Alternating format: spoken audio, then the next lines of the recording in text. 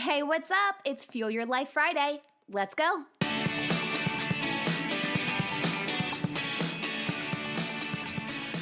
Last week, we learned what an energy vortex is, and we're continuing on that flow as all of the locations we discussed today are natural energy vortices.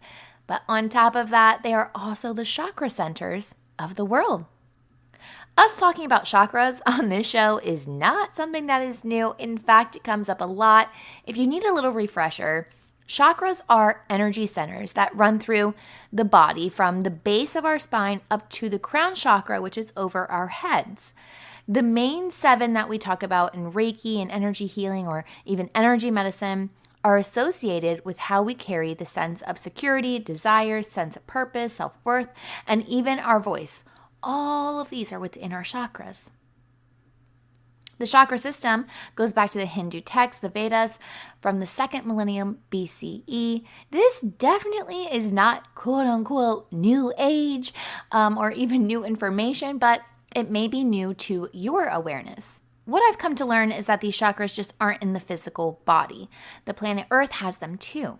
So we're going to go through these starting from the root chakra and work our way up to the crown as we discuss the earth chakras.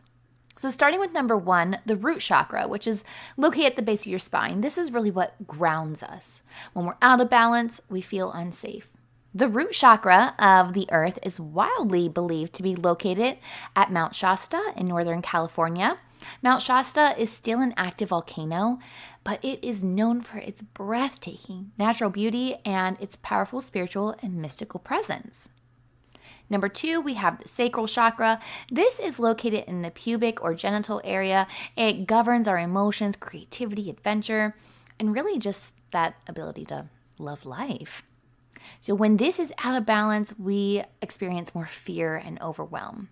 Our sacral chakra lies at Lake Titicaca, which is intersected through the middle of the Peruvian and Bolivian border. The lake is home to Isla del Sol, or Island of the Sun, a Bolivian island that was once home to the Incas and is considered to be a very sacred lake.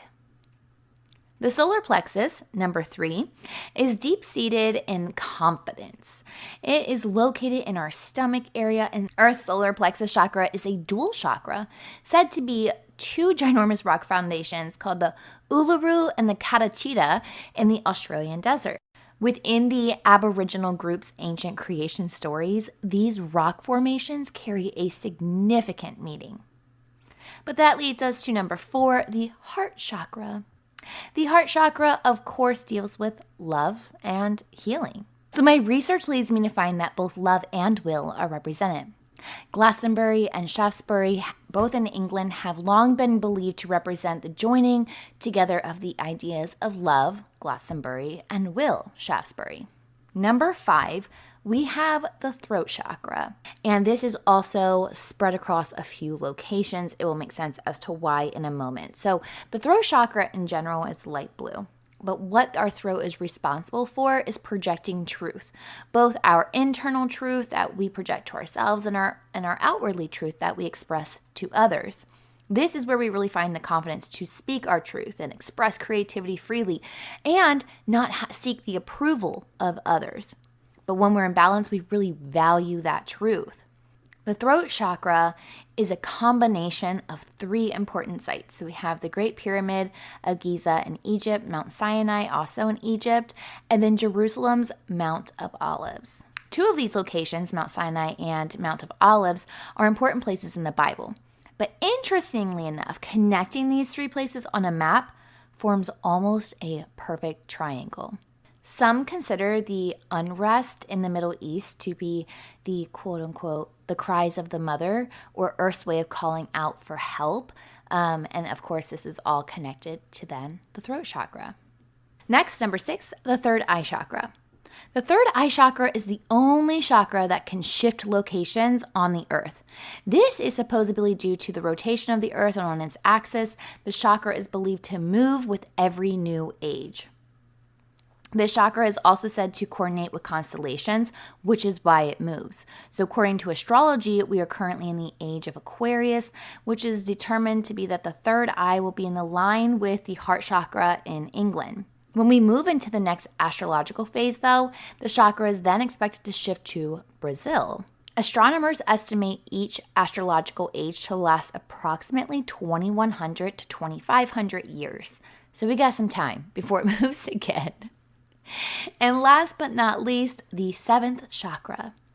Now the seventh chakra, the crown chakra, it's purple and it sits above the head like a crown. It's our connection to the divine, to God, the universe, whatever you resonate with. It's where we feel connected to the cosmos.